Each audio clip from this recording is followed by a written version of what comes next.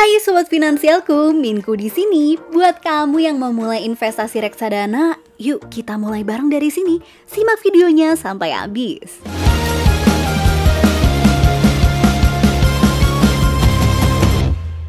Kalau kamu udah punya tujuan keuangan dan kamu mau mulai investasi, kamu bisa loh mulai dari instrumen ini untuk mulai investasi. Mulai dari yang paling aman sampai yang returnnya paling besar ada di sini. Eits, tapi sebelum ngomongin return, kamu harus tahu dulu seluk-beluk sampai resiko dari reksadana ini.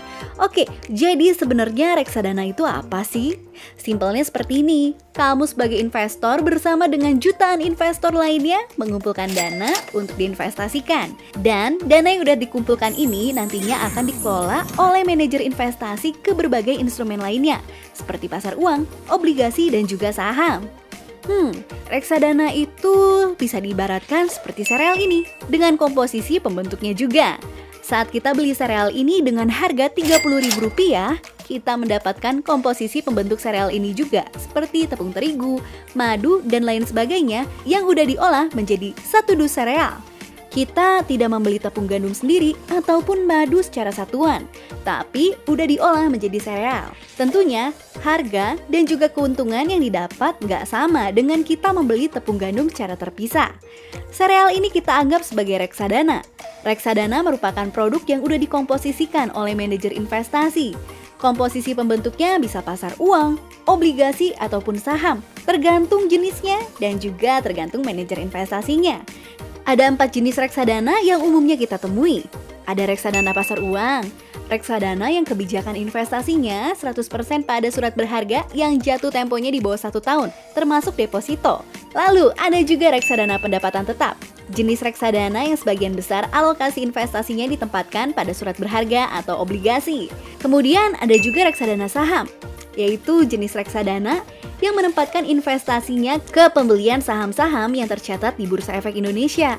Hasil keuntungannya diperoleh dari kenaikan harga saham yang dibeli di bursa. Dan ada pula reksadana campuran, jenis reksadana yang alokasinya masing-masing nggak boleh melebihi 79%.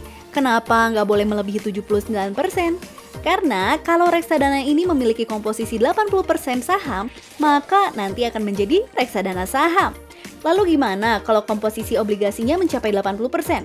Ya, kalau obligasinya mencapai 80%, nanti akan menjadi reksadana pendapatan tetap. Reksadana ini jelas lebih aman daripada kamu langsung berinvestasi di instrumennya langsung. Kenapa sih? Masih inget dong sama prinsip high risk high return dan juga low risk low return? Ya, reksadana melakukan diversifikasi produk dan juga instrumen, sehingga kalau salah satunya lagi ambyar, yang lainnya nggak ikutan ambyar.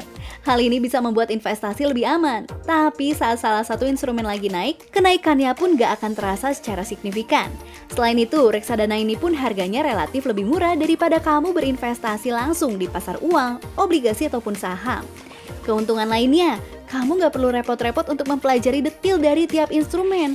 Tinggal cari manajer investasi yang tepat, kemudian kamu bisa memantau dari sana. Pastinya manajer investasi yang adalah seorang profesional keuangan pun nggak pengen merugi dong.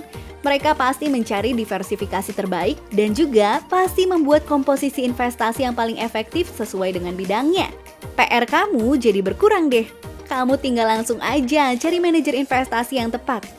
Lalu gimana sih cara pilih manajer investasi yang tepat? Apa aja sih sebenarnya yang harus diperhatikan dalam memilih manajer investasi? Oke, subscribe dulu channel ini. Karena Kamus Investasi Pemula edisi reksadana berikutnya akan kita bahas cara memilih manajer investasi yang nggak akan bikin kamu rugi. Wah, gimana tuh? Sampai ketemu di video berikutnya ya. Bye-bye!